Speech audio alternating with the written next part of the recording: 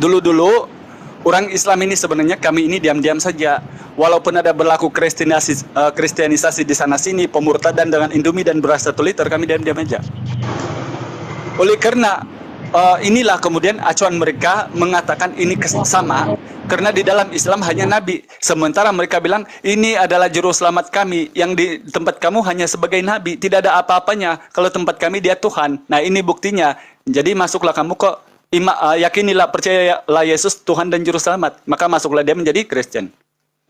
Alhamdulillah, bila orang Islam bangkit, dan faktanya di TikTok ini saja, bukan lagi orang yang murtad, melainkan berbondong-bondong teman-teman Kristen masuk Islam, maka disitulah saya terdengar narasi-narasi, Yesus dan Isa tidak sama. Maka seperti ular beludak, kata Yesus di Matius 16 itu. Mereka ini memang licik seperti ular beludak, akan menggunakan semua referensi yang penting. Kan kata Allah dalam Al-Quran, Yahudi dan Nasrani tidak pernah ridho, sehingga kita tidak mengikut alur mereka. Nah, ini tentang kenapa itu bisa sama. Kemudian, kalau Bang Felix mengatakan tadi, ini salah satu kesulitan ketika orang Malaysia sok tahu dengan bahasa Indonesia. Udah jelas beda, tata bahasanya udah beda, aturannya ya. Datanya mana Bang? Data. Tunggu, tapi gua maklum ya, maklum. Oke, Malaysia menggunakan tata bahasa apa? Kalau di Indonesia menggunakan EED, yang sekarang PUEBI. Nah, Malaysia menggunakan apa? Pasti berbeda. Makanya tata bahasanya berbeda. Ketika saya berkata simple, kalimat simple diartikan beda, itu sulitnya. Nah, kemudian kayaknya gini, kayaknya ini sudah bebas nih, bahasa apa saja kayaknya, karena tadi diangkat nabi-nabi.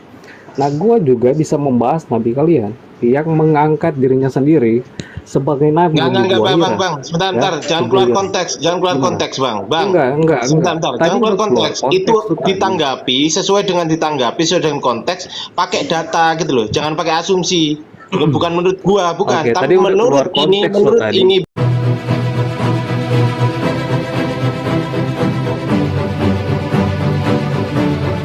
Sehingga kita membedakan yang disembah itu dalam kotak-kotak keagamaan kita, ya kan, seperti itu. Nah, kalau mau konsisten, kembali lagi, nama itu tidak perlu diterjemahkan. Elohim tetap Sepakat. Elohim, Yod-Heh-Vav-He tetap Hashem, ya, misalnya, atau Yahweh, tulis langsung begitu. Karena itu tadi dikasih dogmatis. Ini yang sebenarnya problem. Jadi kalau kita, menurut saya, kalau kita mau memahami semua ini, maka clear sebenarnya. Kristen tidak perlu merasa apa begitu ya. Ketika misalnya nama Allah diganti dengan Elohim, sama sekali tidak problem. Malah justru menegaskan adanya itu perbedaan dogmatis tadi. Nah, ini supaya clear. Nah, karena kita berdebat mengenai nama ini, berarti Bang Felix harus dibedakan ya antara nama dan ya, kata ya, bedakan antara kalau kata ya, silakan benar, diterjemahkan, tapi kalau nama itu masa di ini kan gitu. Bedakan antara nama dan sebuah kata. Gitu. Sebuah kata itu adalah nama, maka itu yang saya maksudkan. Jadi tidak sekedar sebuah kata, tetapi ini nama. Namanya nama itu kan jangankan yang disembah, manusia biasa saja, iya kan? Punya nama itu kan tidak boleh dibuat sembarangan, kan begitu, apalagi yang disembah. Nah, seperti itu. Nah, jujur ini Pak Felix ini. Ya, dari misalnya gini, di Inggris namanya Leo, pindah ke Indonesia nggak dipanggil singa kan, tetap aja dipanggilnya Leo kan, walaupun artinya Leo itu singa kan, kayak gitu kan. Ada itu nama, Pak sudah Felix, jadi nama. Pak Felix. Gitu. Iya. Pak Felix tadi ada komentar dari pintu hadiah ya, bahwasanya dogma itu sama dengan kaidah, itu betul nggak Pak Felix? Waalaikumsalam. Betul nggak Pak Felix? Dogma sama dengan kaidah itu betul nggak? Kaidah. Dogma sama dengan kaidah. Kaidah. Jelaskan dulu Bang, kaidah itu apa biar dia mengerti. Ya, coba dikemukakan dulu pengertian kaidah itu apa, dan akidah. Kalau saya lihat ini kan ini menyangkut ajaran ya. Jadi dogma itu kan ajaran. Ya, seperti itu. Kalau kaidah itu aturan yang semestinya, itu namanya kaidah. Aturan yang semestinya dan berlaku. Ya, dan Nah, berlaku secara konsensus. Itu kaidah ya, namanya. kalau Betul. kaidah Dogma juga kurang lebih bahasa, sama kayak kaidah. iya kan? Aturan Kaidah pemikiran juga bahasa sama. misalnya Nggak dalam hal sama. pengalihan ataupun penterjemahan ini kan menyangkut kaidah bahasa. Tapi kalau sudah menyangkut ajaran, itu kan berarti dogma atau kalau boleh saya katakan akidah. Karena ini tidak sekedar pengajaran, tetapi dia masuk langsung di kalbu. Kalau Masuk kaidah langsung itu di bersifat hati. universal, tapi Ya. kalau dogma bersifat internal itu. Iya, Ya, betul. benar. Karena Nah, kita harus jadi menggunakan pintu bahasa hadiah, yang baik. pintu hadiah mengetik dogma sama dengan kaidah batal ya, salah ya. Oke, kalau mau diakui jujur, oke, silakan. Memang pahit kok kejujuran itu, nggak masalah, belajar aja. Secara itu sama lah, saya anggap sama. Cara apa? Secara terminologi nggak sama. Buka KBBI-mu kalau nggak percaya. Ya nggak apa-apa lah, nggak usah dipaksain. Kalau Bang Pintu Hidayah mau anggap sama itu urusan dia lah. Yang penting kita udah ngasih tahu bahwa apa itu dogma, apa itu kaidah gitu kan. Doktrin. Intinya dogma, berbeda gitu. sekali itu, berbeda. Nah, Silakan lah beda. Bang Pintu untuk mencari tahunya sendiri. Tadi kalau Silakan, nggak salah host. enggak, tadi kan judulnya Bang dari Bang Al itu apakah Yesus lebih apa? Tadi benar-benar patut disembah atau tidak gitu kalau nggak salah ya Bang Al ya. Mungkin dilanjutkan lagi dari Bang itu Bang Felix, apakah benar pendapatnya gimana, silakan. Ya, boleh. Silakan Bang Felix. Bagaimana ketuhanan Yesus? Kenapa diyakini sebagai Tuhan? Dengan sifat kriterianya, pengajarannya mungkin. Mungkin teman-teman di sorry, sini mau sebentar, udah mendengarkan. jam 10, aku mau turun dulu bentar ya, lanjut besok lah ya. Oh iya, Thank terima you kasih. semuanya. Mohon maaf Kalau Bang ada salah Pintu kata, Hadiah. tolong ya, dimaafkan. Bang Bang. itu hadiah, mohon maaf ya kalau ada salah-salah kata ya. Kita hanya sekedar udah diskusi. Oke, sama-sama juga Bang. Ya, Mampir lagi ya. Siap Bang Pintu Allah Hidayah. SWT Hadiah. memberkati semuanya teman-teman di sini. Sama-sama Bang. Ya, saya pikir mau bertemani saya bisa dulu. bantu jawab. Pak Pintu Ya, Hidayah. nanti Bang Felix dulu Bang Fani. Bentar Bang Felix dulu. Nanti gantian Bang Fani ya. Oh, Oke, ada Bang lanjut, Fani Bang. juga nih. Oke. Iya. Silakan Bang Felix dulu. Tapi mungkin sebelumnya saya tanya dulu teman-teman. Menurut teman-teman, Yesus dan Isa itu sama, satu tokoh, yang bedanya itu hanya dari segi pengisahannya ataukah bagaimana itu? Iya, Oh, ceritanya menarik yang nih. berbeda Bang. Iya. Itu tokonya itu memang sama, tapi ceritanya itu berbeda. Itu bisa kita buktikan kok. Insya Allah saya boleh buktikan itu. Bagaimana dia boleh sama orangnya tapi diceritakan berbeda. Silakan Ustaz, silakan.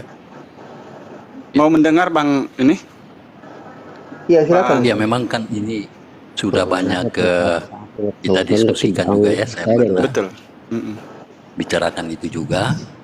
Dan begini, memang kalau kita lihat apalagi akhir-akhir ini ya, itu kan Ustaz.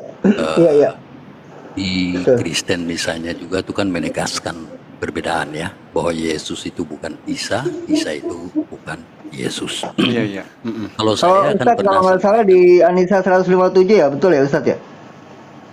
Kalau di Al-Qur'an ya? Ya bukan di situ saja sih, Surah banyak yang Maryam. terkait dengan itu. Iya, silakan. Surah Oke, Maryam. silakan. Salah satu Ali Imran juga ada. Ya, salah satu di situ. Ali Imran itu kan ada. Ya, seperti itu. Boleh Ya, Bang jadi Felix, saya jabarkan dulu mungkin atau Bang Felix dulu bagaimana itu mungkin berbeda gitu kan. Sehingga di tahun 2023 ini baru saya dengar memang teman-teman Kristen tuh ngotot supaya jangan disamakan gitu. Karena saya juga Ya, punya jadi alasan kalau kenapa saya itu gini. sampai tidak sama. Ya. Coba. Silakan. Kalau saya kan gini, beberapa kalau tidak salah kemarin juga di Komal Muslim ya, itu saya kan berbeda. Saya pikir banyak ya sebenarnya, cuma tidak diungkapkan ya. Tapi yang tampil di permukaan ini kan kebanyakan menegaskan perbedaan. Kalau saya justru sama, hanya berbeda pengisahannya. Misalnya saja ya, kalau di kami kitab ya, kalau kitab suci kami ini kan itu dia lahir ya di Bethlehem, dibaringkan di dalam palungan di bekas kandang binatang. Nah, kalau di Islam itu kan dia lahir di bawah pohon kurma. Ya, kemudian kalau di kitab suci kami itu kan tidak dikatakan bahwa bayi mungil itu bisa berbicara. Kalau di Islam itu kan dia berbicara. Konteksnya itu kan ketauhidan. Ya, kan seperti itu. Sekaligus di Quran itu kan sebenarnya melindungi ya, nama baik daripada Maryam.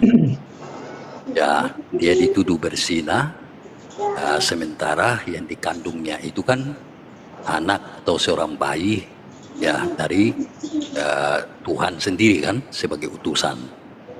Maka Isa kan membela ibunya. Kemudian ada perbedaan, misalnya kalau Maryam itu kan dipahami di Kekristenan itu kan saudara Musa dan Harun, dan hidupnya itu sekian abad ya, sebelum Masehi. Nah, seperti itu. Kemudian misalnya pemahaman Islam pada umumnya bahwa Isa itu kan tidak disalibkan. Kemudian jadi dia tidak mati tetapi diangkat ke langit. Kalau di Kristen dia disalibkan, mati, kuburkan, kemudian dia bangkit, lalu naik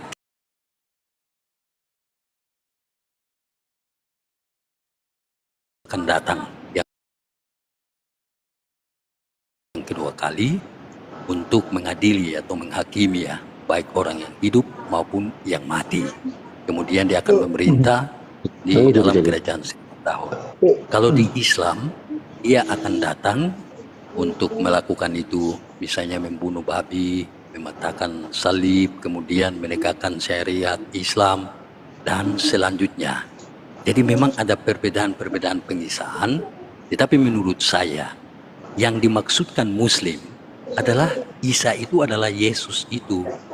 Ya, seperti itu. Sehingga kalau saya secara pribadi, sebetulnya saya bersyukur bahwa ada sebuah kitab suci yang lain yang turut menyaksikan tentang siapa Yesus itu. Nah, mengingat tadi kan sama, tokoh yang sama.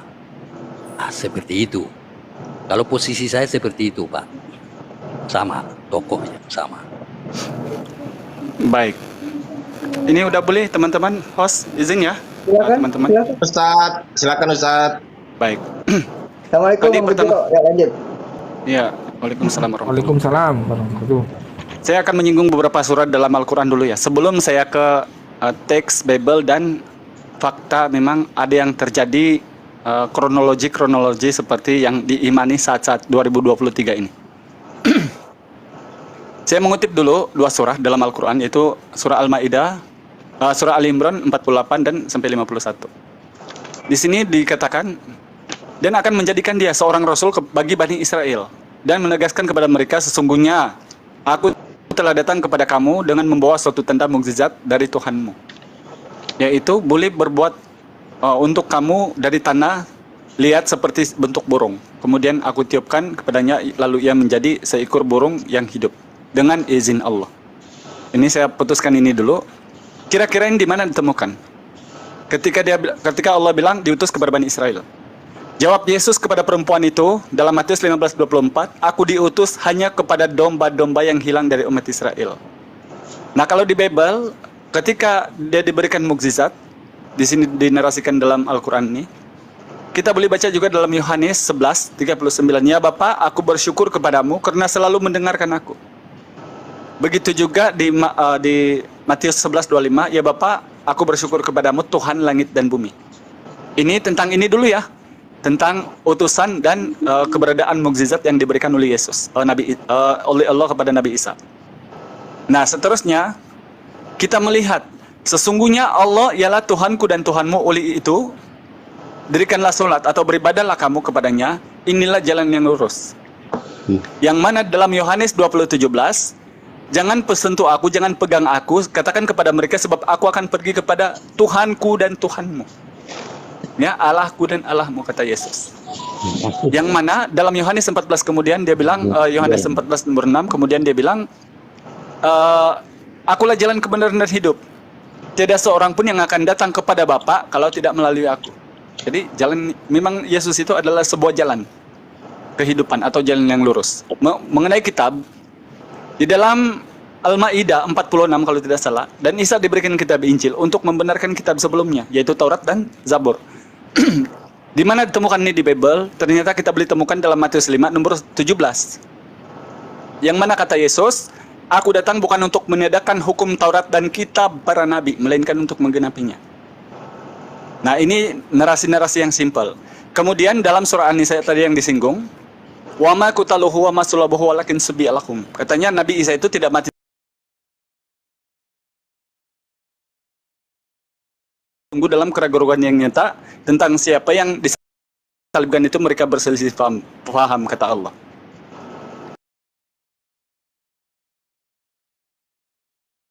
Maka ternyata bila Allah bilang mereka berselisih paham, maka kita kembali ke Bible.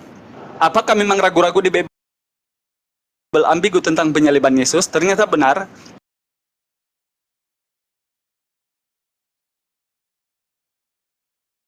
Bila kita membaca Yohanes 12 nomor 34, ini menurut orang Yahudi, di Taurat kami tertulis, Mesias yang diutus oleh Allah itu akan hidup selama-lamanya. Bagaimana kamu berkata anak manusia itu ditinggikan? Dengan kata lain, bagaimana pula, apalagi kalau dikatakan bagaimana pula Kristen bilang Yesus itu Tuhan gitu. Bahkan dijelaskan juga dalam Matius 16:25-26 kalau tidak salah. Mana mungkin ya, kata Yesus, seorang yang menjadi berkuasa di dunia ini kehilangan nyawanya atau merugikan dirinya sendiri. Apalagi kalau Tuhan. Ya toh? Nah, kemudian belum lagi dibuktikan dengan narasi si Paulus di Kisah Para Rasul 25 nomor 19. Mereka berselisih paham tentang soal-soal agama dan seorang yang bernama Yesus yang mereka salibkan, kata orang Yahudi. Sedang Paulus dengan pasti mengatakan dia hidup. Jadi Al-Quran tadi mengatakan mereka berselisih paham tentang siapa yang disalibkan itu. Maka benar kan? Belum lagi dengan bukti sesungguhnya siapa yang memikul kayu salib Yesus itu. Di Lukas dan di Matius itu mengatakan Simon dari Kirene. Tapi di Yohanes mengatakan Yesus sendiri yang memikulnya. Belum lagi dengan jubah Yesus. Ada di Matius yang mengatakan ungu merah jambu. Ada juga di Markus mengatakan ungu, warna ungu. Belum lagi dengan jam penyaliban. Menurut Yohanes di 19:17 itu kira-kira pukul 12. Sorry, di Yohanes 19 nomor 14. Menurut Lukas kemudian itu pukul 9 pagi. Nah, ini ambigu kan Bible itu. Ragu-ragu mereka tentang siapa yang disalibkan itu, kata Allah. Nah, sekarang saya masuk ke substansi kenapa tidak sama. Dulu-dulu orang Islam ini sebenarnya kami ini diam-diam saja. Walaupun ada berlaku kristianisasi di sana sini, pemurtadan dengan Indomie dan beras 1 liter, kami diam-diam aja. Oleh karena inilah kemudian acuan mereka mengatakan ini sama, karena di dalam Islam hanya Nabi. Sementara mereka bilang ini adalah juru selamat kami, yang di tempat kamu hanya sebagai Nabi, tidak ada apa-apanya. Kalau tempat kami dia Tuhan. Nah, ini buktinya. Jadi masuklah kamu ke yakinilah, percayalah Yesus Tuhan dan juru selamat, maka masuklah dia menjadi Kristen. Alhamdulillah, bila orang Islam bangkit, dan faktanya di TikTok ini saja, bukan lagi orang yang murtad, melainkan berbondong-bondong teman-teman Kristen masuk Islam, maka disitulah saya terdengar narasi-narasi Yesus dan Isa tidak sama. Maka seperti ular beludak, kata Yesus di Matius 16 itu. Mereka ini memang licik seperti ular beludak, akan menggunakan semua referensi yang penting. Kan kata Allah dalam Al-Quran, Yahudi dan Nasrani tidak pernah ridho sehingga kita tidak mengikut alur mereka. Nah, ini tentang kenapa itu bisa sama. Kemudian, kalau Bang Felix mengatakan tadi, dia di Bible itu lahirnya di kandang domba, itu di mana tertulis? Tidak ada, Bang. Jadi memang narasi-narasi ini Bang Felix, kadang-kadang bukan mengajari ya sama kamu. Coba baca Bible-nya, Bang, dia itu dibaringkan di palungan, bukan lahir di kandang domba. Oleh karena di Al-Quran dia itu menglahir di bawah pohon kurma. Itu tandanya Allah mensucikan Maryam. Karena apa? Dia dijauhkan dari kaumnya sehingga jangan dituduh sama mereka pernikah. Pergi kau dari sini. Maka dengan izin Allah berbicara langsunglah Nabi Isa. Aku ini hamba Allah. Saya diutus oleh Allah, saya diberikan kitab Injil untuk menjadi nabi kepada Bani Israel. Ini kata Al-Quran. Coba kalau di Bible. Tidak ada, Bang, dari nol, tiba-tiba 12 tahun membaca kitab Nabi Yesaya di Bait Allah, hilang, tiba-tiba untuk menjadi Tuhan di umur 30,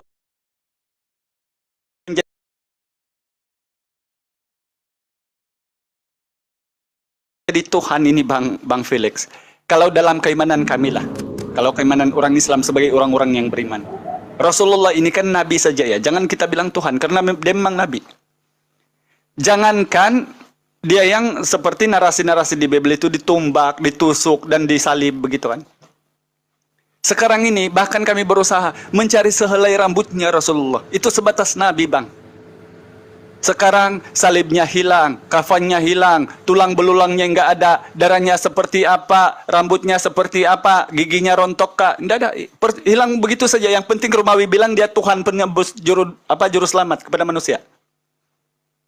Nah, ini di sini kita lihat ukuran ajaran daripada Bible itu sendiri mengatakan bahwa dia diutus hanya kepada Bani Israel, yang mana saya sudah kutip tadi sedikit ya di Bible, banyak sebenarnya. Kisah para Rasul 16 nomor 6 dan 7 bahkan di situ kalau dibaca, Ruh Yesus tidak membenarkan mereka memberitakan Injil di Asia. Indonesia dan Malaysia ini kan Asia ini, bukan Barat ini. Belum lagi ketika Yesus memerintahkan ke-12 muridnya itu di dalam Matius 10 nomor 5 dan 6. Ketika dia memerintahkan mereka untuk pergi, dia berpesan kepada mereka, jangan masuk atau menyimpang ke bangsa lain atau masuk ke kota-kota Samaria, melainkan pergilah kepada domba-domba yang hilang dari umat Israel. Karena dia memang utusan hanya kepada Bani Israel. Kurang lagi al-hidayah, kurang. Ya. Di Yohanes 17 nomor 9. Aku berdoa untuk mereka Bani Israel, bukan kepada dunia aku berdoa, kata Yesus. Di dalam Matius 19:28, dia menghakimi 12 suku Bani Israel, bukan kepada suku Batak, bukan kepada suku Indonesia, bukan. Nah, inilah dia referensi kebenaran keterangan-keterangan dari Nabi Isa yang ada dalam Al-Quran bahwa dia utusan hanya kepada suatu kaum dan tidak mengajarkan yang lain kecuali la ilaha illallah. Mana ayatnya itu? Ketika saya tanya Yesus, siapakah Tuhanmu? Adakah Yesus geliputan menjawab, kamu harus paham al-hidayah Trinitas, kamu itu dongo, kamu tolol, kamu bangang, tidak paham Trinitas. Apa Yesus bilang gitu? Tidak. Al-hidayah. Markus 12:29 saya sudah bilang, ketika orang Israel tanya saya, siapakah Tuhan itu? Dengarlah hai orang Israel, Tuhan Allah kita, Tuhan itu esa. Qul huwallahu ahad kalau dalam Islam. Mana lagi ayatnya? Yohanes 17:3. Hidup yang kekal mengenal engkau satu-satunya Allah yang benar dan mengenal Yesus Kristus yang telah engkau utus. Asyhadu an la ilaha illallah wa asyhadu anna Yesus Rasulullah. Mana lagi ayatnya? Yohanes 5:44. Mengenal yang datang dari Allah yang esa. Di mana di Bible itu, Bang? Ajaran dari Yesus. Mengenal dari Tuhan yang tiga, mengenal dari Trinitas, mengenal yang Tuhan Bapa, Tuhan Putra, Tuhan Roh Kudus, yang ketiganya menjadi satu. Di mana? Tidak ada. Sebab itulah kalau kamu heran kenapa Al-Hidayah masuk Islam, karena Yesus berkata dalam Yohanes 14 nomor 12, kalau mengikuti dia harus melakukan pekerjaannya, bahkan pekerjaan-pekerjaan yang lebih besar daripada itu, dan harus menyembah kepada satu Tuhan di Lukas 4 nomor 8. Terima kasih. Bang Hidayah, saya tanggapi sebentar ya. Tadi yang mereka pakai dalil yang untuk Roh Kudus dan lain sebagainya itu ada di Matius 28:17 kayaknya. Itu kalau di 16-nya dari 16 saya baca begini ya.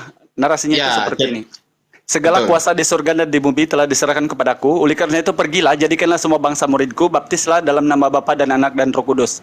Dan ketahuilah aku akan senantiasa menyertai kamu sampai kepada akhir zaman. Ini demi Allah, teman-teman, saya tidak punya Bible ini. Tapi insya Allah ayat itu lebih kurang begitu. Jadi itu amanat agung. Ayat tambahan, itu adalah ayat tambahan sisipan. Itu Bang Hidayah. Betul. Bang Hidayah itu ayat sisipan, tambahan, edition itu. Biar ditanggapin dulu Bang Ardi, ya, sama Bang 77 boleh, sama Bang apa yang silakan, lanjut. Yo.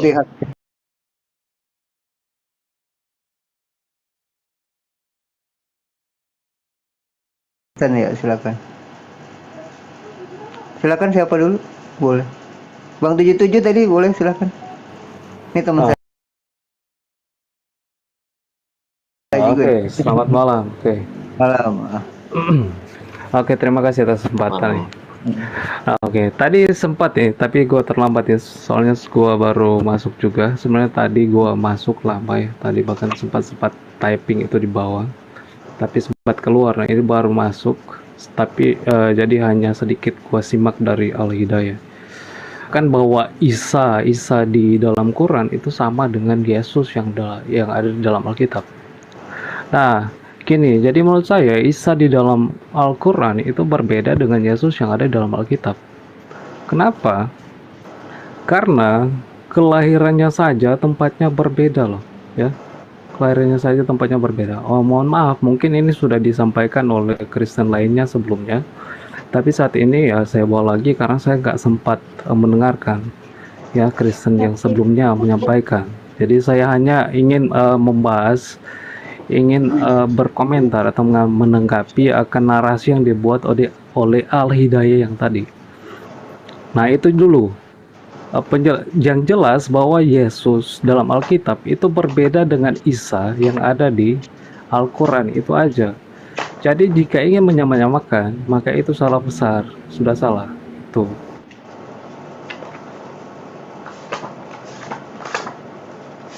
Mungkin ada yang ingin ditambahkan oleh para Kristen lainnya. Dalilnya bang, Mungkin ada tambahan. dalilnya diutarakan bang, yang menyatakan tidak sama itu dalilnya mana? Literasinya mana? Iya. Gini, yang di Quran itu menyatakan bahwa Isa itu lahir di bawah pohon kurma, ya kan? Sementara Yesus itu diketahui ya, saya tidak bisa memastikan bahwa ada di kandang domba, tapi ditaruh di palungan ya. Palungan itu identik dengan kandang domba loh ya. Itu tempat minum untuk para hewan atau peliharaan pada zaman itu. Itu salah satu loh. Hanya itu bang? Dalilnya mana bang? Dalil? Nggak ada itu. Oke. Biar saya Gua jadi nggak Alkitab, gua nggak pegang Alkitab. Tapi seperti itu yang pernah biar baca saya wakili Quran teman-teman dan pernah Kristen. baca Alkitab pasti tahu. Inilah susahnya kalau kita diskusi. Seharusnya kalau kita terjun ke medan perang, siapkan panah, tombak, atau setidak-tidaknya senapang atau pisau supaya jangan mati konyol gitu di atas. Ketika Al-Quran mengklaim Nabi Isa lahirnya dari pohon kurma, bahkan diceritakan kenapa, apa sebabnya dia berbicara sewaktu bayi kepada orang-orang supaya jangan jadi fitnah kepada orang-orang Yahudi. Sekarang Bang 77 sama teman-teman Kristen, di mana kamu dapatkan Isa itu lahir di palungan? Kamu bilang di palungan, tidak ada ayatnya, tapi di palungan. Ini susah. Lukas 2 nomor 7. Lukas 2 nomor 7. Dan ia melahirkan seorang anak laki-laki, anaknya yang sulung, lalu dibungkus dengan lampin dan dibaringkan di dalam palungan. Lukas 2 nomor 12. Lukas 5:36. Gue Lukas bilang nggak dilahirkan 6:38. di palungan, gue bilang ditaruh di palungan. Santai dulu bang, gantian kita. Di palungan itu aja dulu. Gantian dulu kita ini. Tunggu selesai aja dulu ya bang 777, ditunggu selesai dulu Ustadz Hidayah. Nanti kalau sudah selesai baru ditanggapi gitu ya bang ya. Setuju ya? Sorry. Yo, Oke, siap, lanjut sorry. Ustadz. Ya, saya ulang. Lukas 2 nomor 7 di palungan, Lukas 2 nomor 12, Lukas 5:36, Lukas 6:38, Lukas 8:35, Lukas 9 nomor 3, Lukas 10 nomor 13, Lukas 16:19, Lukas 19:20, Lukas 22:64, Lukas 23:53 dan Lukas 24 nomor 12. Di mana kamu bilang dia lahir di palungan? Ayo. Jadi susahnya argumentasi kita, yang satu menyampaikan data, yang satu yang saya bilang menyampaikan dogma autah. Ini yang tidak nyambungnya kita di sini. Sekarang ketika kita mematahkan argumentasi seseorang, pastikan kita punya data untuk mematahkan dia, bahkan data kita lebih valid daripada apa yang dia bilang. Kalau dia bilang kamu salah, mana ayatnya? Tidak ada, tapi kamu salah. Itu anak saya pun bisa bang, kalau begitu. Mau diskusi sama anak saya, mau? Dia bilang kamu salah Paci, mana ayatnya? Tidak ada, kamu salah Paci. Mau? Jadi inilah di sini bagaimana kesuciannya Al-Quranul Karim sebagai kalamullah. Siapapun para nabi itu dimuliakan, termasuk Nabi Isa alaihissalam. Dan maunya kami sebagai orang-orang beriman, bukan yang imani saja, seharusnya Tuhan itu, jangankan Tuhan kalau kamu ya, Nabi sajalah kalau dalam Islam. Semau-maunya kami, dia itu orang-orang mulia.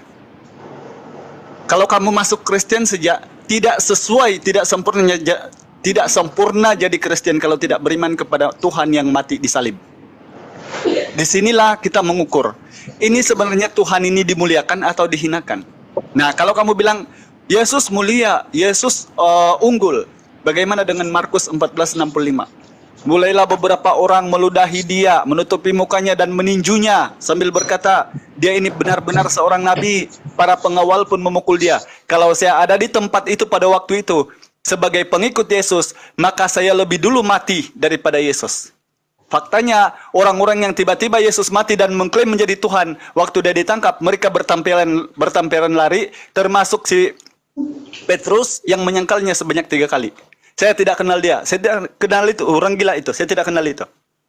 Bayangkan teman-teman, bagaimana Al-Quran menceritakan tentang sucinya seorang manusia. Bukan seperti Nabi Lut alaihissalam. Di Kejadian 19, dia berzina sama anaknya 2 orang. Bukan seperti Nabi Yakub di 2 Samuel 12 nomor 11 dan 12, dia mengintip orang mandi dan disuruh orang-orangnya menangkap perempuan untuk ditiduri. Bukan seperti Nabi Sulaiman mempunyai 700 istri dan 300 gundek. Bukan seperti Yesus yang ditinju, diinjak-injak, dipukul dan diludah, ditelanjangkan, disalib, lalu dijadikan Tuhan. Yang anehnya orang-orang yang datang belakangan langsung haleluya tanpa berpikir. Saya cuma pesan sama kamu, Bang 77, ketahuilah Yesus itu jadi Tuhan karena buatan Ansip Romawi, bukan buatan dari Bani Israel. Coba tanggapi. Oke, jadi yang gue perhatikan di sini sulit orang Malaysia menggunakan bahasa Indonesia atau mengartikan bahasa Indonesia. Bahkan bahasa simple saya gue tadi bahkan diartikan salah. Yang gue katakan tadi adalah bahwa gue katakan bahwa Yesus ketika lahir dia diletakkan di palungan. Bukan berarti diartikan serta-merta dengan diartikan mengatakan begini, Yesus itu lahir di palungan. Yang gua katakan tadi sekali lagi, Yesus itu ketika lahir kemudian diletakkan di palungan. Berbeda dengan Quran yang menyatakan secara langsung bahwa Yesus itu lahir di bawah pohon kurma. Makanya gua katakan berbeda. Nah, ini salah satu kesulitan ketika orang Malaysia sok tahu dengan bahasa Indonesia. Udah jelas beda, tata bahasanya udah beda, aturannya Ya, berbeda. datanya mana Bang? Data. Tunggu, tapi gua maklum. Oke, Malaysia menggunakan tata bahasa apa? Kalau di Indonesia menggunakan EED yang sekarang PUEBI. Nah, Malaysia menggunakan apa? Pasti berbeda. Makanya tata bahasanya berbeda. Ketika saya berkata simple, kalimat simple diartikan beda, itu sulitnya. Nah, kemudian kayaknya gini, kayaknya ini sudah bebas nih bahasa apa saja kayaknya, karena tadi diangkat nabi-nabi.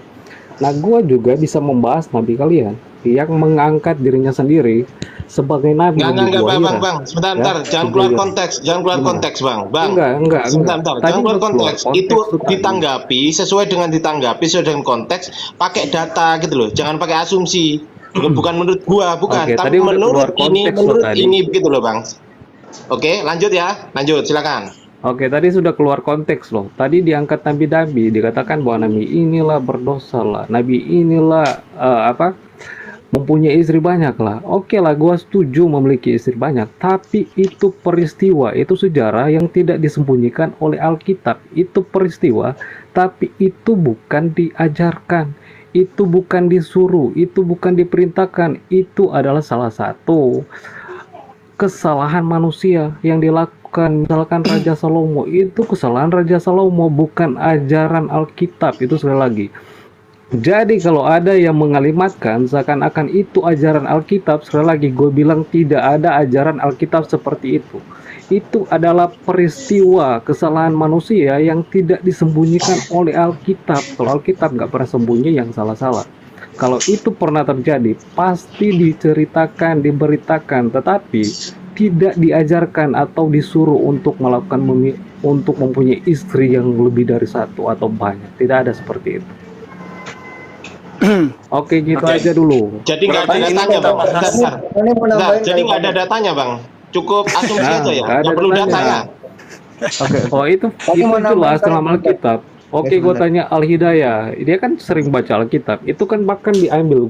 Nah, gue seneng sih Al-Hidayah ini. Gue senang Al-Hidayah ini. Tunggu. Coba Gue senang Al-Hidayah ini baca Alkitab. Karena kita sedang membahas tentang Yesus dan Isa. Al-Hidayah ini. Saya tengahi sebentar. Saya tengahi harus dulu. Diam dulu. 77. Jadi nggak bisa. Diam. Dengerin saya ngomong. Dengerin dulu. Jadi begini, kalau memang perdebatan diskusi ini adalah Alkitabiah, maka membutuhkan literasi, yaitu dari Alkitab. Jadi jangan pakai asumsi. Kalau Ustadz Al-Hidayah sudah mengemukakan semua sumber dari Alkitab, maka bantahlah juga dengan Alkitab juga dari sumber yang Anda percaya, yaitu Alkitab. Silahkan dibantah, datanya mana, begitu loh Bang. Lanjut, yo. Oke. Ini bentar, kan Ustadz, pertama Fani mau nambahin kali Ustadz? Fani mau nambahin nggak? Oh, silakan Fani kalau mau menambahkan. Fani Rosdiana. Ayo. Ini Kristen apa Muslim dia? Kristen kayaknya ya. Kristen ya Bang Fani ya? Kristen bang. Oh iya, Ya, nanti silakan, mau kalau mau nambahin nambahkan, silakan. silakan. Takut ketiduran Jadi, nggak? jadi maksud saya begini, maksud saya kan seperti ini. Selamat malam semuanya. Selamat datang, datang. Ini cowok apa cewek ini? Cowok. Cewek tapi bonting gitu. Sorry. Lagi hamil. Enggak, Sorry, ini sorry, TikTok. Ya, Ini lanjut. TikTok istri. Oh iya, iya, Oh, iya. Lanjut. oke, lanjut. Jadi gini, Mbak. Jadi maksud saya sepertinya kalau Isa itu sama Yesus itu bagi saya kayaknya sama ya. Cuma perbedaannya yang apa? Yang menjadi pertanyaan saya, apakah Isa itu wafat? Itu dulu yang menjadi pertanyaan saya. Boleh ada yang bisa menjawab? Iya, tidak wafat Bang. Kalau dalam Islam belum saatnya. Nanti kalau dia turun kedua kalinya baru wafat. Kalau pada tapi- waktu penyaliban dia diangkat. Oh, berarti belum wafat ya? Belum. Oh gitu. Jadi pertanyaan kedua maksud saya, Allah itu ada nggak? Adalah Bang. Kenapa enggak ada? Di mana? Allah itu dalam Al-Quran kan kita temukan juga. Dari Nas Berarti kita temukan. di surga ya? Enggak ada Bang. Bukan di surga Allah itu. Allah itu Di tidak mana? bertempat. Oh, Allah itu udah bertempat. Ya, tidak bertempat Oke. kalau dalam Islam. Saya pernah baca di surat Ali Imran 3 ayat 45 dikatakan di sana, Bang, hai Maryam, sesungguhnya Allah menggembirakan kamu dengan kalimat dan padanya namanya Al-Masih Isa putra Maryam, seorang yang terkemuka di bumi dan di akhirat, dan termasuk orang-orang yang dekat dengan Allah. Jadi di Islam itu juga dikatakan Al-Masih Isa putra Maryam, ada Isa Al-Masih berarti. Jadi di Kristen itu ada Isa Al-Masih juga Yesus. Ya gitu. Jadi di ayat yang apa Bang? Di surat Ali Imran 3 ayat 55 dikatakan di sana, hai Isa, aku akan mewafatkanmu. Dia diwafatkan. Tadi kata bapak-bapak ini tadi katanya bukan dia Bang, nggak jangan wafat. salah baca Bang. Itu bukan aku mewafatkanmu. Itu perkataan Nabi Isa, bukan perkataan Allah di situ. Itu perkataan Nabi Isa. Hari Oke. wafatku gitu kan. Dan hari aku dibangkitkan. Kan dikatakan di sana, hai Isa, isga'ala lahu Isa, ya Isa. Hai Isa, berarti dipanggil Isanya. Dipanggil sama Allah. Isga'ala lahu ya Isa. Berarti hai Isa, Surat aku berapa? Surat akan berapa? mewafatkanmu. Surat berapa, ayat berapa? Ali Imran atau Maryam 30 ini dibacanya ini. Surat Ali Imran 3 ayat 55 Bang. Oh, Tadi 55. kata bapak-bapak nggak wafat. Di Ali Imran dikatakan wafat. Ini gimana? Coba di mana Bang? 55 ya. Ali Imran 55. Nah, surat Ali Imran 3 ayat 55. Ali Imran 55 Bang ya. Iya. Jadi Surat insya Allah Ali ini Imran. ya. Kalau dalam mencucikanmu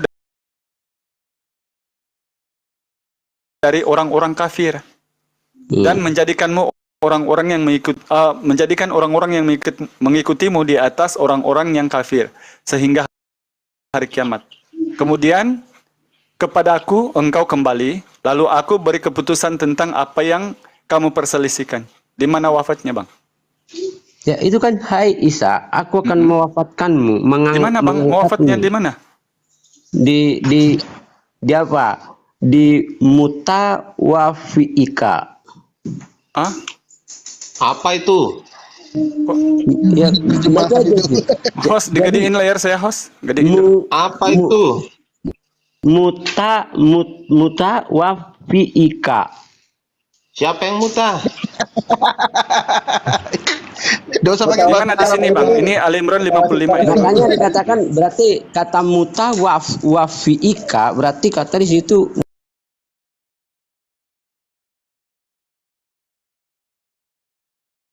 wafat kan? Waduh.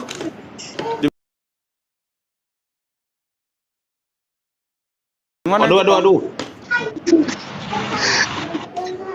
Ini. Ya udah nggak apa-apa, biarin nggak apa-apa.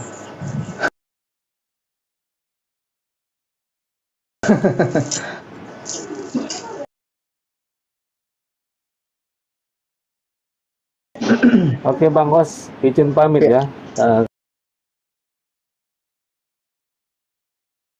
Karena kayaknya gua nggak suka sih kalau misalkan ada pemahaman beda sama-sama Kristen. Aku mengambilmu dan Biarin menganggapmu nih jadi Vanirus, dia yang ngomong sama kalian. Kita merujuk kepada mengambilmu. Mengambilmu maksudnya di sana, maksudnya gimana, Bang? Oh, kalau mengambilmu itu, Bang, Jadi di mengambil sana- itu kan sesuai dengan apa yang di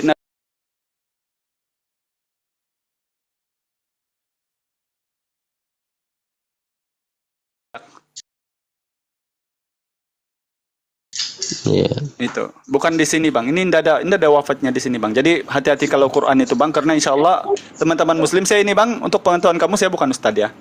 Saya ini Iya. orang-orang makmum biasa, saya belajar biasa juga, tapi insya Allah saya tidak boleh dipelintir dengan ayat-ayat suci Al-Quran. Oh, Karena saya kirain juga tadi- belajar sedikit. Kirain tadi kata muta wa fiika itu kata wafat. Waduh, Mutawafika, Bang. Mutawafika itu bukan Kalau- wafat. Kalau bahasa Arabnya di Indonesia kan itu Bang, abjadnya itu masih salah Bang. Nggak akan ketemu itu Bang. Tapi katakan di ayat selanjutnya dia dan mengangkat itu langsung ke sisi Tuhan gitu. Jadi yang kedua bang, saya mengatakan Isa ama Yesus itu sama. Di dalam buku kitab kami Yohanes 14 ayat 6 dikatakan, akulah jalan dan kebenaran dan hidup. Tidak ada seorang pun yang datang kepada Bapa kalau tidak melalui aku. betul. Nah, ini adalah saya lihat di dalam surat As-Zukhruf 43 ayat 60 ayat 43 ayat 61 dikatakan, dan sesungguhnya Isa itu benar-benar memberi pengetahuan tentang hari kiamat. Janganlah kamu ragu, ikutlah aku. Inilah jalan yang lurus, maka bertakwalah Ini pada Allah memberi lagi, dan memberi taatlah petanda, Bang, pada Dia. bukan memberitahu tentang kiamat. Dia menjadi petanda datangnya kiamat, bukan memberitahu. Kan dikatakan Sesungguhnya sih Isa itu memberi benar-benar pengetahuan petanda tentang datangnya hari kiamat. Ya, tapi Jadi di sana bedakan, Bang, dikatakan teks bahasanya itu dikasih perbedakan, Bang, karena kita nanti salah menangkap gitu, karena itu bukan Bible. oh, oke, di barisan selanjutnya kan dikatakan di sana, Bang, ikutlah aku, inilah jalan yang lurus. Ya. Jadi bukan Ya. saja di situ, Bang, bukan saja surah Az-Zukhruf, juga kamu boleh temukan dalam surah Al-Imran 51. Inilah jalan yang lurus, sembahlah Tuhanku dan Tuhanmu, inilah dirikanlah sholat, sembahlah Tuhanku dan Tuhanmu, inilah jalan yang lurus. Jadi bukan saja Iya. di situ.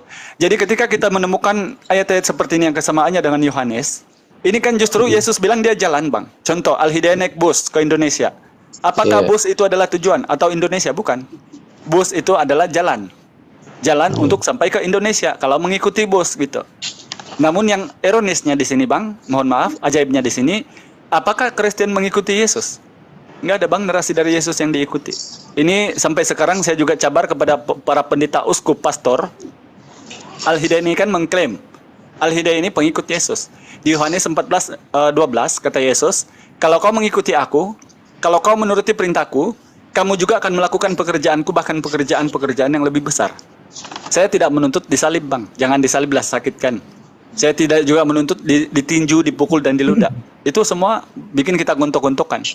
Saya hanya menuntut, kenapa Yesus itu disunat, kenapa kita kulup kalau kita Kristen.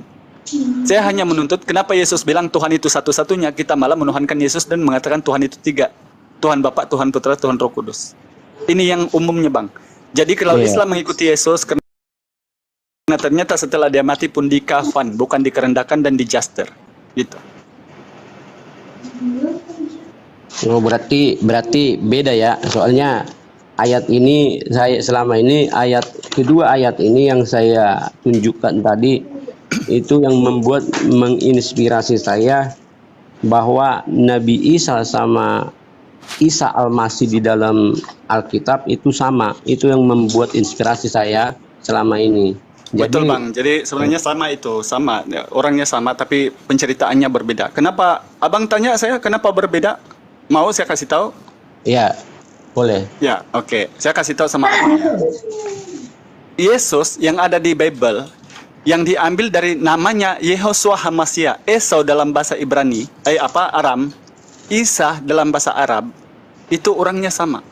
Kenapa ceritanya berbeda? Karena ternyata setelah ditambah us dalam bahasa Yunani, karena orang Yunani memang membuat sosok ini menjadi tumbal penebus dosa kepada manusia, dan mereka membuat satu kitab dalam bahasa Yunani kuno, Septuaginta, karangan Lukas, dan diambillah sosok ini dimasukkan ke dalam kitab yang dikanonisasi itu di tahun 65 Masehi, menyebarlah ke Asia dengan ajaran doktrin melalui ajaran Tunggalika, Donator dan Trinitas, Konsili Kalkedon, Konstantinopel dan Konsili Nisia.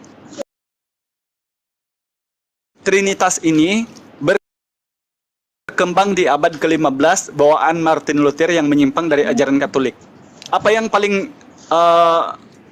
jelas yang disimpangkan oleh Martin Luther adalah surat penghapusan dosa melalui kekudusan anak dari Allah yang dikandung dari Roh Kudus, Maryam. Sementara kalau sekarang kalau teman-teman Kristen harus langsung percaya dengan Alkitab bahwa dialah sang penebus tanpa melalui surat. Begitu. Selain daripada itu juga tata cara ibadah. Kalau Katolik itu kan banyak doa-doa, puisi puji-pujian. Nah, kalau Lutheran ini, teman-teman Kristen Trinitas ini banyak lagu-lagu rohani. Bahkan sekarang sudah ada dangdut, sudah ada lagu-lagu rock di gereja. Nah, inilah yang saya tahu ya. Karena saya juga insya Allah pernah Kristen, jadi saya tahulah sedikit-sedikit. Iya, karena gini Bang, karena dikatakan di sini memang Tuhan sudah mewahyukan itu, Tuhan sudah memberikan tanda, maka Tuhan mengatakan berjaga-jagalah kamu, akan muncul penyesat-penyesat, nabi-nabi palsu. Jadi itu bukan apa, itu bukan, makanya Tuhan mengatakan kita harus berjaga-jaga, bukan berarti kita menurut Abang sendiri, menurut Bang Fani itu nabi-nabi palsu itu siapa Bang? Hah? Jujur aja, nabi palsu itu menurut Bang Fani siapa? Apakah Nabi Luga, Nabi Faulzang atau siapa?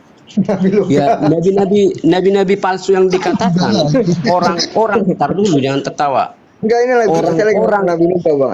Orang yang mendirikan gereja menjadi pendapatan dia sendiri, dan tidak, Masya Allah. dan tidak menuruti hukum Taurat. Masya Allah. Oke, begini Bang Fani ya. Saya tidak, ini kan bukan kita mengajari di sini, kita hanya sharing ya. Iya, betul Bang. Sekarang denominasi Kristen itu dimulai dari Tarsus, Antioquia di abad pertama memang ya, dari Santa Paus, kemudian di Vatikan, dijabarkan di abad ketiga. Namun memang dalam sejarah Paulus dan Barnabas ini, kalau kamu baca Kisah Para Rasul 11:25-26 itu menurut orang-orang kafir Bang. Kalau kamu tidak percaya, buka Kisah Para Rasul di Google Translate, kamu baca terjemahannya. Referensinya Kristen dibuat oleh denom orang-orang kafir. Satu. Yang kedua, di abad ke-37 Masehi, itu setelah dibukukan oleh Lukas, ya, nama itu mereka berbangga sekali bila diserap dalam bahasa Inggris, Christ ini yang dijadikan Kristen, Jesus Christ atau Yehoshua Hamasya Isa Al-Masih alaihissalam. Sekarang Al-Masih ini yang menjadi nama Kristen dari nama Kristus. Sedang kata Yesus Bang dalam Bible, kalau kamu baca dalam Matius 24 nomor 4 dan 5, apa kata dia? Waspada dan berhati-hatilah, aku berkata kepadamu, akan datang banyak orang memakai di dalam namaku Bang. Iya. Memakai di dalam namaku, ingat, satu-satunya denominasi di muka bumi yang memakai nama Christ adalah Kristen. Mereka memakai di dalam namaku dan mereka menyesatkan banyak orang, termasuk orang-orang pilihan. Alhamdulillah. Belum lagi di Matius 7:22 dan 23, mengusir setan dalam namamu, melakukan tanda mukjizat dalam namamu, berdoa dalam namamu, dan bernubuat dalam namamu. Juga katanya kan? Iya. Apa jawab Yesus? Dia seterusnya. Pada waktu itulah aku akan datang kepada mereka dan berterus terang, inilah dari hadapanku, aku tidak pernah mengenal engkau, kamu sekalian pembuat kejahatan. Kristen tidak Islam tidak panggil dia Tuhan. Yahudi, Hindu, Buddha, Konghucu, Judaism tidak panggil dia Tuhan. Israel pun tidak panggil dia Tuhan. Hanya Kristen. Kenapa dia bilang, inilah dari hadapanku, aku tidak pernah mengenal kamu sekalian pembuat kejahatan. Na'udzubillahi min zalik. Maka ternyata Bang, Yesus sesungguhnya adalah Muslim, bukan Kristen. Gitu. Oke. Sebentar Ustaz, kita sapa dulu yang baru datang. Ustaz Tata, Assalamualaikum. Selamat malam Bang Karen. Waalaikumsalam. Ketemu lagi. Iya, selamat malam. Waduh, Bang ini Ustadku Karen. ini mau open cam saya ini kalau gini kedatangan Ustadz kan. Malam Bang Karen, kembali lagi ke Rob ya. Lanjut Ustadz, lanjut. Dari Kristen lagi. Ya, tafadhol Ustadz Tata, mungkin menambahkan, silakan. Kasih bagian ke Ustadz ini Bang baru datang. Lanjut aja dulu Bang, lanjut aja dulu. Bagian dong makannya, jangan makan sendiri dong. Dia baru nyampe Ustadz. Belum juga. Bang Fani dulu apa Bang Karen, silakan. Kalau Bang Felix tadi diam aja takut Ya, ketiduran. silakan Bang Felix sama Bang Fani, mungkin nanti ditanggapi sama Ustadz Tata. Iya. Ya, jadi kalau saya kan Bang Felix dulu ya. Ya, lanjut. iya. Jadi memang pembicaraan sudah agak ke apa ya? Tambah banyak, maksudnya melebar ya. Kalau saya kan tadi saya katakan posisi saya itu kan Yesus sama Isa itu kan tokoh yang sama. Ya. Jadi kalau saya lihat ini kan perbedaan narasinya kan, atau pengisahan itu kan yang berbeda satu dari yang lain. Ya, itu kita batasi di situ dulu. Kalau inti bagi saya ini kan, kalau kita katakan sama, satu hal yang mungkin kita sepakat juga, itu terkait dengan hidupnya ya. Ya kalau di Islam itu kan dia diangkat ke langit. Kalau di Kristen itu kan dia naik ke langit ya, karena kata di situ kan Oranos, artinya langit, tetapi juga diterjemahkan sebagai surga. Jadi kalau bagi saya ini kan dia hidup dan dia akan datang yang kedua kali. Nanti misalnya kalau di versi Islam itu kan dia akan mati juga kan. Ya, setelah dia melaksanakan apa yang harus dikerjakannya, dia akan mati. Ya kalau di Kristen kan dia tidak mati karena dia sudah mati. Jadi inti saya di sini kan dia hidup dan dia akan datang yang kedua kali.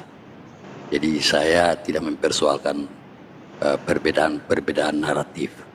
Ya, seperti itu sekalipun di Kristen itu sendiri misalnya soal kematian itu kan punya makna teologis ya yang dalam yang dihayati oleh orang Kristen. Tetapi dalam konteks diskusi ini bagi saya tidak melihat soal perbedaan naratif itu. Tapi yang saya mau lihat ini tokoh yang sama masih hidup sampai dengan saat ini dan akan datang lagi yang kedua kali. Ya seperti itu. Jadi saya masih fokus saja di situ dulu. Tapi terserah, misalnya mau diskusi melebar kemana, ya itu terserah. Silakan, Bapak-bapak. Terima kasih. Bang Karen mau nambahin Bang Karen, silakan. Bang Karen, ya. Ya, monitor ya. Kalau saya nambahin saja ya bahwa ya beda lah. Kalau seandainya tadi Al-Hidayah mengatakan bahwa Yesus Islam, ya nyatanya orang Islam tidak dibaptis. Kalau orang Islam dibaptis, saya baru yakin bahwa Islam pengikut Kristus itu saja. Saya mohon saya dibaptis kalau memang betul-betul pengikut Kristus. Saya melayani baptisan. Ya, hanya itu Bang. Ya, Saya kasih tahu kamu tentang baptisan itu ya. Kami dibaptis satu hari. Bayar berapa kalau dibaptis Bang? Orang Islam itu satu hari berbaptis sebanyak 5 kali. Seperti keyakinannya orang-orang Katolik yang hanya dipercik.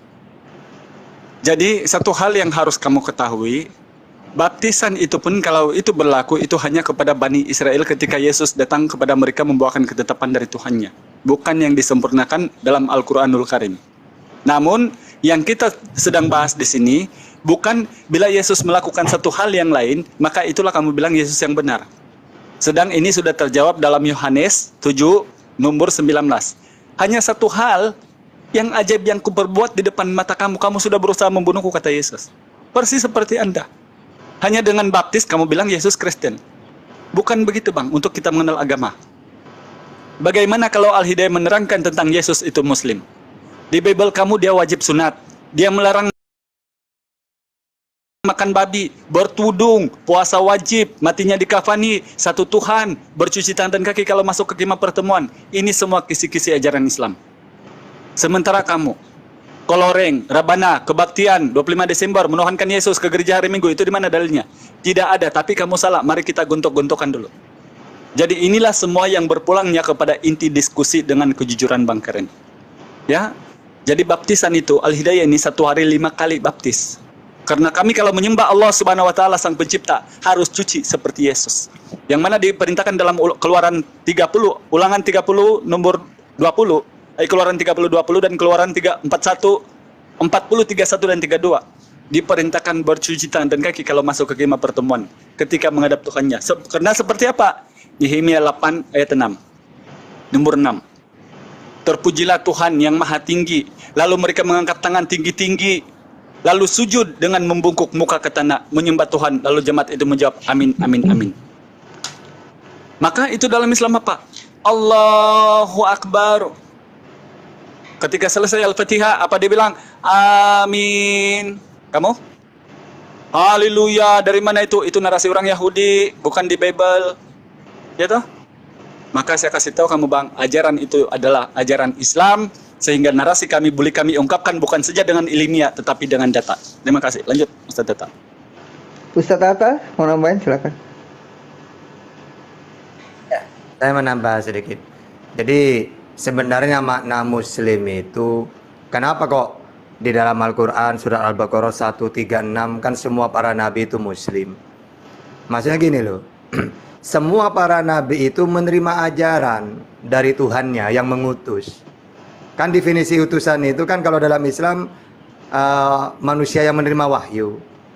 Atau di dalam Yohanes 3:34, barang siapa yang diutus oleh Allah, maka tugasnya penyampai firman Allah. Jadi utusan itu penyampai firman. Nah nanti firman itu disampaikan kepada umatnya. Nah umatnya yang percaya beriman maka disebut Muslim. Kata-kata Muslim itu berserah diri, patuh kepada ajaran yang dibawa oleh Nabi tersebut. Misalnya saya ini mengikuti Nabi Muhammad. Nabi Muhammad menerima wahyu dari Tuhannya. Isinya wahyu itu firmannya Allah itu diantaranya perintah, larangan, akhlak. Nah, ketika saya mengikuti Rasulullah melalui Al-Quran dan hadisnya, saya disebut Muslim, berserah diri, patuh kepada ajaran yang dibawa oleh Nabi Muhammad. Nah, apakah nabi-nabi yang lain juga Muslim? Iya. Buktinya Yesus mengatakan ajaranku bukan dari diriku sendiri, tapi dari Allah yang mengutus aku. Yohanes 7:16. Bahkan apa yang aku sampaikan sesuai dengan apa yang difirmankan oleh Allah kepadaku. Yohanes 12:50. Berarti dia sama seperti Nabi Muhammad menerima wahyu. Ketika wahyu itu disampaikan kepada umatnya, maka umatnya Israel ya yang beriman kepada dia disebut Muslim. Maksudnya patuh kepada apa yang disampaikan oleh Yesus. Yesus dapat dari Tuhannya, maka disebut Muslim. Jadi kecuali ada nabi misalnya, Nabi Musa misalnya, ajaranku dari diriku sendiri. Nah, berarti bukan Muslim. Ya. Yang dikatakan Muslim itu dia ada nabi yang dia ikutin. Nah, namanya nabi kan menerima ajaran. Nah, ketika saya ini mengikuti ajaran tersebut, maka saya disebut Muslim. Gitu ya. Mungkin itu aja dulu biar tidak terlalu panjang. Silakan. Silakan mau nanggapin dari pihak Kristen, silakan. Ya, saya nanggapi yang Al-Hidayah tadi menyampaikan. Ya, yang dimaksud dengan baptisan di sini bukan wudu ya. Ya, Yesus hanya sekali dibaptis, tidak 5 kali sehari ya. Ini bukan minum obat ini. Baptisan hanya sekali seumur hidup. Jadi bukan tiap hari ambil wudhu itu baptis, bukan begitu pengertiannya. Jadi baptis itu kalau tidak salah arti kata dari bahasa Yunani baptiso yang artinya disalamkan ya, bukan dipercik sana percik sini, itu baptisan yang salah. Sama ya, saya mau nanggapi yang Pak Ustadz Tatang bahwa kalau memang betul bahwa Yesus itu Islam, ya pertanyaan saya kan Yesus ini orang Yahudi, kenapa orang Yahudi tidak Islam semua? Itu saja sih buat saya. Ya silakan Ustadz Gantengku, silakan nanti saya tambahkan, silakan. Sebentar, Barusan saya itu tengah mungkin sebentar ya. sinyal. Saya tengah sebentar. Enggak. Bang Karen tadi Tunggu dulu. belum memaparkan sebuah data ya. Coba dipaparkan data biar diskusinya lebih oke gitu loh. Jadi kalau ada baptis di ayat mana, nah sebutkan gitu ya Bang ya. Oke, lanjut. Sebentar. Saya buka data dulu kalau begitu. Oke, Bang. Silakan. Nunggu silakan lain dulu lah. Enggak barusan Bang Bang. Felix, boleh Bang Felix? Enggak Apa barusan siapa? itu. Kalau Oke. kalau memang Yesus itu muslim, terus apa? Terus macet, tidak ada suara terus saya. Yang ditanyakan apa benar? Kalau Yesus itu Muslim dan para nabi lainnya Kenapa orang Yahudi bukan Muslim katanya? tidak beragama Muslim, itu saja. Insya Allah Ustaz, silakan Ustaz. Insya Allah saja. Oke. Oke. Jadi gini ya. Orang Yahudi itu Muslim di zamannya Musa. Buktinya mereka itu mengikuti ajaran Musa. Maksudnya berarti dia secara makna secara arti dia Muslim di zamannya Musa. Nah, bukan berarti kalau dia Muslim seharusnya sekarang masuk Islam. Ya, memang seharusnya masuk Islam dia, orang Yahudi itu. Gitu. Seharusnya dia menerima Nabi Muhammad. Tapi mereka memilih ibaratkan menolak. Sama seperti ketika Allah mengutus Yesus. Apakah Yahudi menerima? Tidak kan? Bahkan mau dibunuh Yesus itu. Ya. Nah sehingga ini bukan masalah urusan Muslim kalau seperti itu. Mereka menolak nabi-nabi setelah Musa. Contohnya Yesus. Bahkan Zakaria dimutilasi oleh mereka. Makanya banyak ayat-ayat mereka pembunuh para nabi. Jadi Israel itu udah terkenal pembunuh para nabi. Ya. Nah sehingga walaupun mereka itu awalnya menerima Musa, tapi dia kafir terhadap nabi-nabi setelah Musa. Siapa diantaranya? Yesus sendiri kan nabi ngakunya, utusannya Allah. Apakah Israel menolak? Menerima? Tidak, menolak. Apalagi Nabi Muhammad. Wong Yesus saja orang Israel, ya, diutus untuk Israel, mereka tolak. Berarti ingkarnya mereka ini bukan lagi membahas tentang Muslim atau enggaknya, tapi dia menerima utusannya Allah, sehingga di dalam Yehezkiel bangsa yang dulunya ditinggikan direndahkan oleh Allah. Israel itu tinggi dari dulu. Lalu karena dia menolak nabi-nabi, terutama nabi terakhir yang mereka tolak Dari Tuhan. Ingat Bang Keren. Jadi kalau sebenarnya tadi kalau kamu tidak bacakan pun itu di luar kepala saya. Insya Allah Bible itu tentang baptisan itu ada di Matius 3 sama Matius 4. Ya, jadi di sini kalau kamu bilang itu yang benar dari Tuhan, sekarang jaminan hidup yang kekal, perintah utama dan terutama dari Yesus itu bukan dari Tuhan. Coba, apa hidup yang kekal dari Yesus? Mengenal satu-satunya, bukan mengenal Tuhan Bapa, Tuhan Putra, Tuhan Roh Kudus. Apa jaminan perintah utama dan terutama? Apa dia bilang, dengarlah orang Israel, Tuhan Allah kita 3 bentuk? Tidak ada. Tuhan Allah kita, Tuhan itu esa. Jadi jangan dimakan satu ikan gorengnya, dibuang, ditumpahkan semua sayurnya. Itu yang kita bilang merugi-rugikan gitu ya. Sayang itu uangnya bikin beli sayur gitu. Nah, sekarang ini Bang Keren, bagaimana Al-Hidayah sedang membuktikan bahwa dia adalah Muslim? Karena ternyata narasi-narasi di Bible, kan saya bilang tadi, bersunat, jangan makan babi, menghadap ke bait Allah, Mazmur 5 nomor 7 dan 8. Aku akan masuk ke rumahmu, menghadap ke arah baitmu yang kudus dengan takut akan engkau. Bersujud. Seperti Yesus di Injil Matius 26:39. Ini, berpuasa wajib. Jangan makan babi, mengisahkan satu Tuhan, bertudung, dan matinya di kafan. Persis seperti Al-Hidayah kelak kalau mati. Seperti Yesus. Sekarang ditanya kamu Bang Keren. Ketika kau menumpahkan semua sayur yang tadi yang sudah kau beli, maka saya tanya, kau menyembah Yesus itu ajaran siapa? Kau ke gereja hari Minggu itu ajaran siapa? Kau menuhankan Yesus itu ajaran siapa? Coloring, rabana, kebaktian itu ajaran siapa? Dari Bible atau imani saja? Ini yang saya bilang tadi, yang sayur yang kau tumpahkan.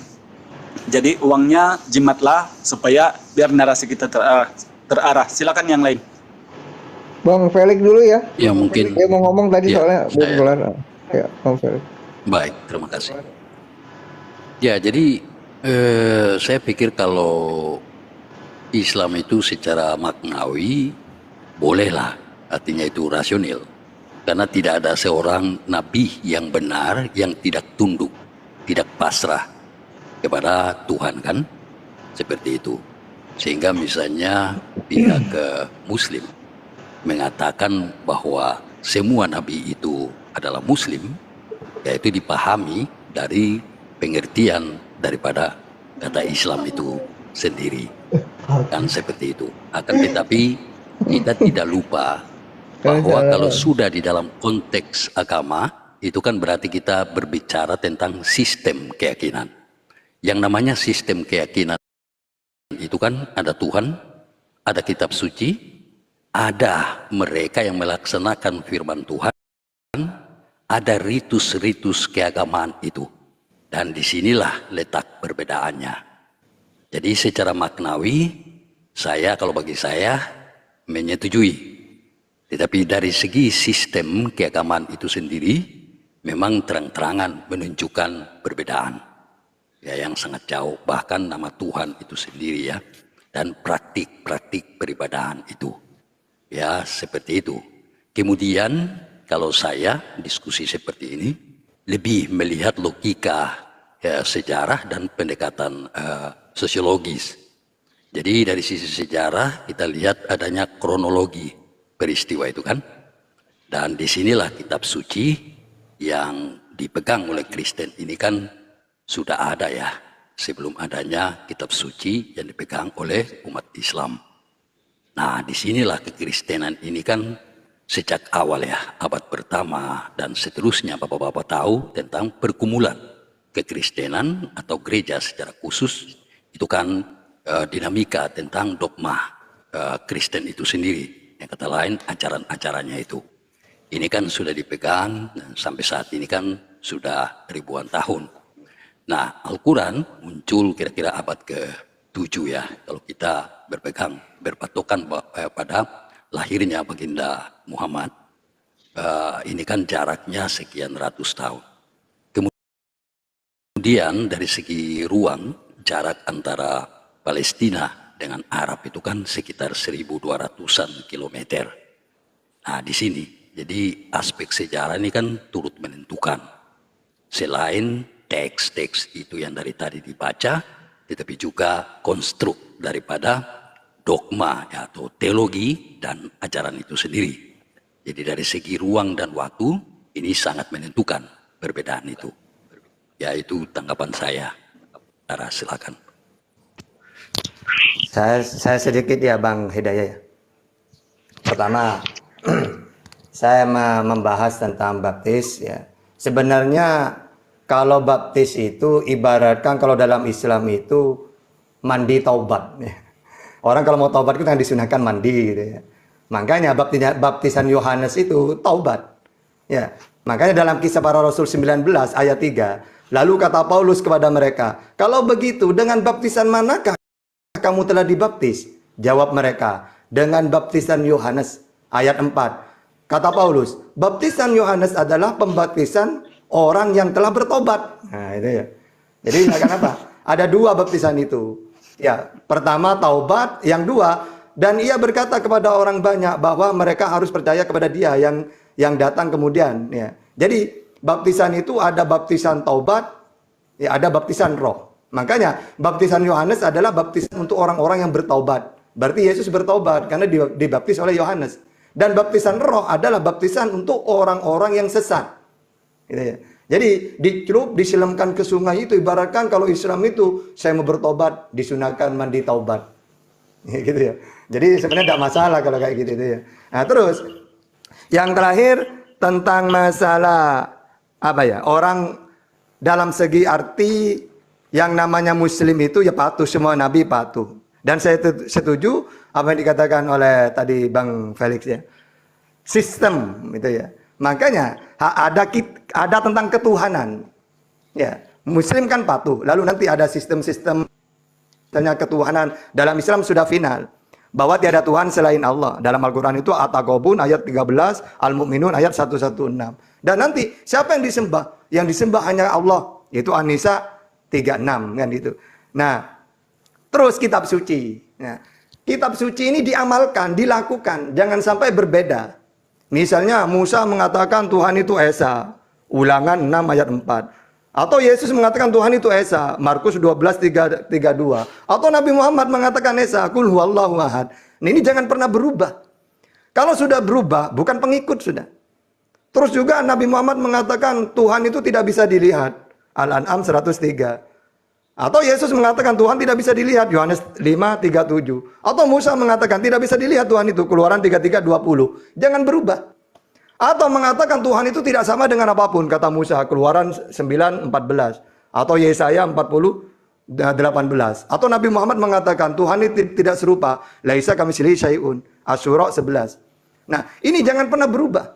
Kalau sudah berubah, misalnya Tuhan itu sudah seperti tri, sudah berubah. Tuhan bisa dilihat karena menjelma jadi manusia, berubah. Jadi tri.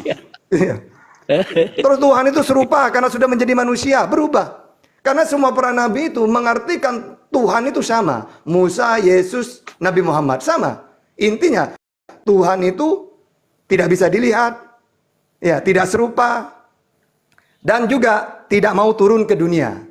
Sesuai dengan bahwa Allah itu tidak mau turun ke bumi. 2 Tawarikh 6:18, 1 Raja-Raja 8:27. Makanya kata Al-Quran, Ar-Rahmanu 'alal arsyistawa, di aras. Nah, kalau kata Yesus, oleh Bapakku yang di surga. Nah, ini jangan pernah berubah kayak gitu itu. Kalau ada Tuhan turun ke dunia menjelma, bukan lagi ajaran para nabi. Kalau Tuhan bisa dilihat, bukan lagi ajaran para nabi. Menyerupai sesuatu, bukan lagi ajaran para nabi. Gitu. Nah, makanya kita harus bisa membedakan mana ajaran samawi, mana ajaran di luar samawi. Ya, kalau ajaran samawi itu Tuhan itu udah mau menjelma, turun, dilihat, itu udah mau. Ini di perjanjian lama, perjanjian baru, Al-Quran menceritakan sama. Gitu. Silakan diteruskan. Jadi Ustadz Tahta, jadi Kristen ini bukan agama samawi. Bukan. Oke, saya teruskan sedikit Bang Felix ya, Bang Ustadz Tata izin ya. Kalau Ustadz Tata menceritakan tentang bagaimana Nabi menyebut tentang eksistensi sesungguhnya siapa Tuhan yang benar itu, atau keberadaan Allah Subhanahu Wa Taala, apakah dia dilihat atau tidak. Kalau saya sebaliknya, saya menceritakan kronologi dari Bible sampai di Al-Quran, siapa Allah Subhanahu Wa Taala. Kalau tadinya yang dipersembahkan oleh Ustadz Tata, dia tidak bisa dilihat, tidak kedengaran. Saya mengasih tahu ajaran para nabi tentang ketauhidan. Sebagaimana yang disebut sedikit oleh Ustadz Tata di ulangan 64. Ya, ini ajaran tauhid juga. Yang sebelumnya dijelaskan dalam ulangan 4:35. Engkau diberinya melihat supaya engkau tahu Tuhanlah Allah di langit dan di bumi. Tidak ada yang lain kecuali dia. Begitu juga di ulangan 64, di ulangan 32:39. Dialah yang mematikan dan menghidupkan. Nah, itulah sebabnya kalau dipaksakan Yesus itu Allah sendiri, apakah dia yang membunuh ibunya gitu. Nah, Nabi Daud alaihissalam di 2 Samuel 7:22 itu kan jelas. Kepada siapakah engkau menyamakan dia itu? Sehingga kau bilang sama itu Tuhan dengan manusia. Begitu juga di Mazmur 86 nomor 8-12. Atau di 1 Raja-Raja 18:24. Memanggil Tuhan Allahmu dengan Allah, dialah Allah. Nah, bagaimana dengan Nabi Sulaiman? Di 1 Raja-Raja 8 nomor 22-23. Yang mana dialah Tuhan, tidak ada yang lain. Begitu juga di Yesaya 43:10-11. Tidak ada yang lain kecuali dia. Di Yesaya 44 juga dikatakan, dialah Allah satu-satunya, tiada yang lain. Begitu juga di Yesaya 44 nomor 6, Yesaya 45 nomor 5, Yesaya 46 nomor 9, dan ajaran Yesus. Markus 12:29, Tuhan Allah kita, Tuhan itu Esa. Dijawab sama orang Saduki di 3:2-nya. Tepat guru, benar katamu bahwa Tuhan itu Esa. Bukan, mereka tepat guru mengatakan Tuhan itu Trinitas. Ajaran siapa itu? Trinitas. Tidak tahu Yesus dari mana datangnya Trinitas itu. Kemudian dijawab lagi di Yohanes 17:3. Satu-satunya Allah yang benar yang harus dikenal. Begitu juga dalam Yohanes 5:44. Mengenal Allah yang datang dari Allah yang Esa. Nah, Rasulullah mengajarkan itu. Bagaimana surah Al-Ikhlas? Qul huwallahu ahad. Allah itu yang Maha Esa. Allahu samad, Tuhan tempat memohon sekalian hajat. Tempat bergantung sekalian makhluk, bukan yang digantung sama makhluknya. Al-Baqarah 163. Juga Allah adalah Tuhan yang Maha Esa. Al-Imran ayat 2. Jadi semua para nabi itu mengajarkan tauhid, bukan mengajarkan trinitas. Pertanyaan yang muncul, trinitas ini dari mana tritiga ini datang? Maka saya menjelaskan tentang ajaran Islam. Sedikit ya, ini bukan perkongsian, tapi apa yang saya pernah baca di Al-Quran. Di dalam surah Al-Anbiya 92, sesungguhnya agama Islam ini adalah agama kamu. Agama yang satu, asas pokoknya, yaitu ajaran tauhid. Ya, ajaran Islam. Sekali lagi Islam disebutkan. Di dalam surah Mu'minun, Al-Mu'minun ayat 52. Ya, juga dikatakan, dan akulah Tuhan kamu, maka sembahlah aku bagi kalian. Dan agama Islam ini adalah agama yang sesungguhnya benar di sisi Allah, itu dalam surah Al-Imran 19. Nah, di dalam surah Al-Imran ayat 3, Al-Maidah ayat 3, pada hari ini, hai orang-orang kafir, ya, telah kuputuskan untuk mengalahkan agamamu. Oleh sebab itu janganlah kamu takut kepada mereka, tapi takutlah kepadaku. Pada hari ini telah kusempurnakan bagimu agamamu, dan telah kuridhoi Islam sebagai agamamu, telah kucukupkan rahmat dan nikmatku dalamnya. Al-Imran 67 kemudian, Nabi Ibrahim alaihissalam. Ibrahim bukanlah seorang Yahudi dan bukan pula seorang Nasrani. Ini bahkan Allah mengasih tahu. Jadi jangan bangga ketika disebut oleh Matius, dalam Matius 1 nomor 1 dikatakan itu orang Yahudi. Ibrahim bukan orang Yahudi, sungguh dijelaskan dalam Al-Quran.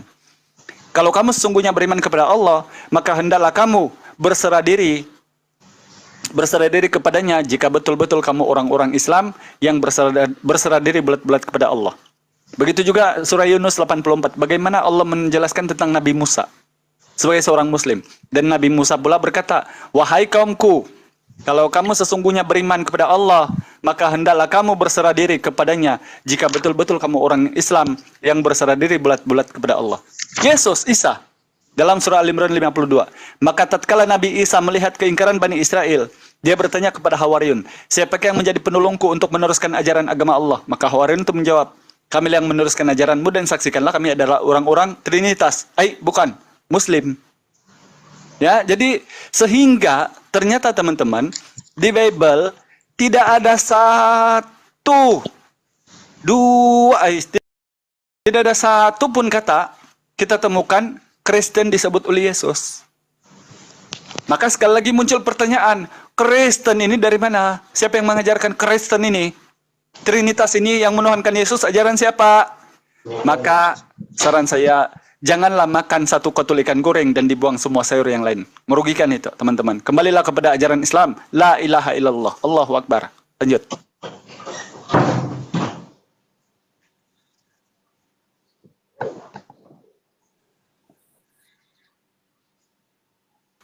Pingsan kah? Host? Hostnya pingsan. Lanjut. Lanjut aja gantian ya, lanjut. Aku ada tamu sebentar buka ya. komal, jangan tidur buka komal itu. Yang Kristen silakan. Ya udah.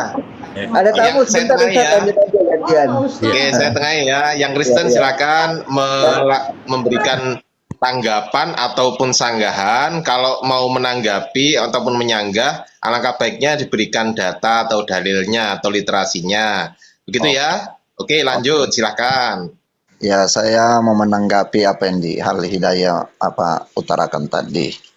Jadi kalau Al-Hidayah menanyakan di mana dasar-dasarnya Trinitas, baca lagi dalam Kejadian 1. Mungkin Al-Hidayah dulu bergerejanya sampai sekolah minggu. Kejadian 1 ayat 26 dan 27 ya. Saya baca ya.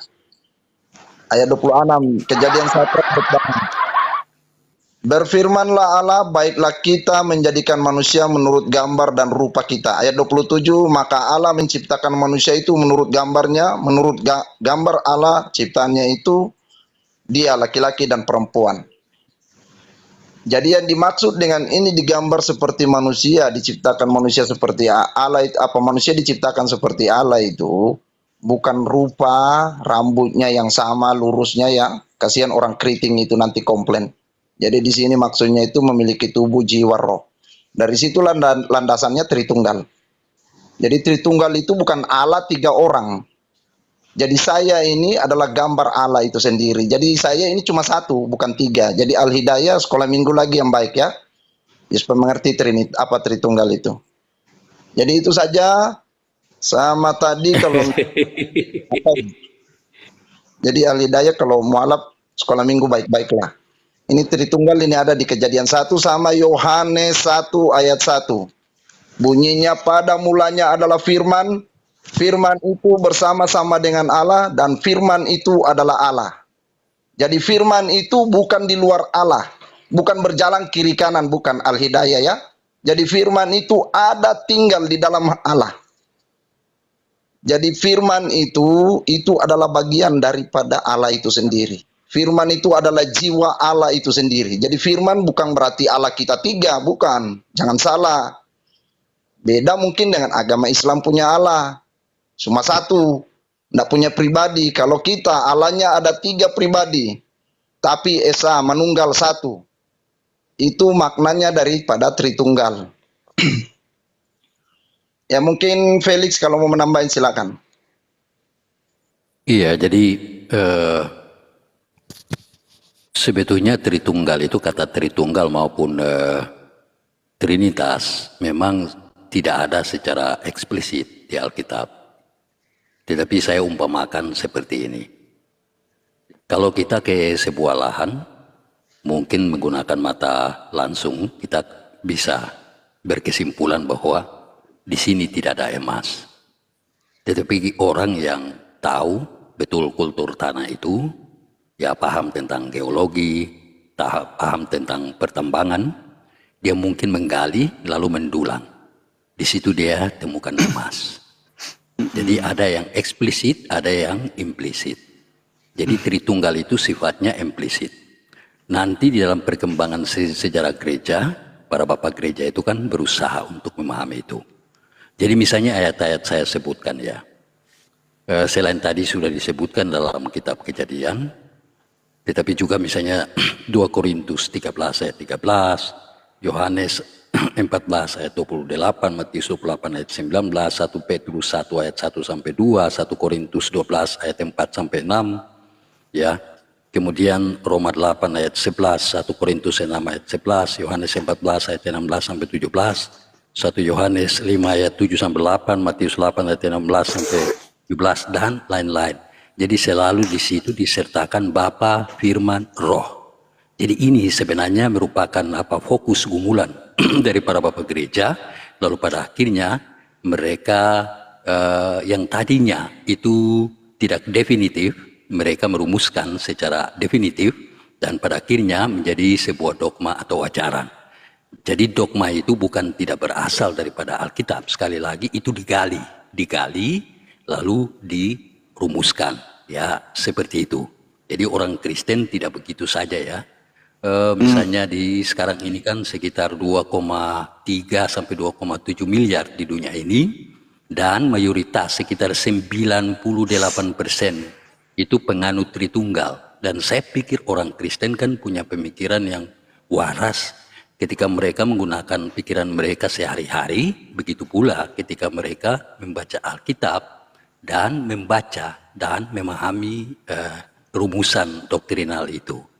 Sehingga mengapa sampai saat ini Yesus itu tetap diakui, diimani sebagai Tuhan.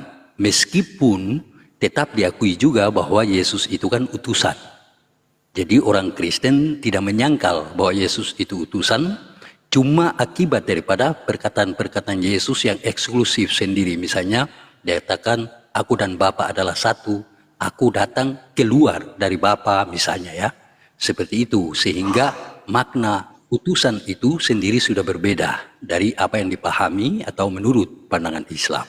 Ya seperti itu tambahan saya saja. Terima kasih.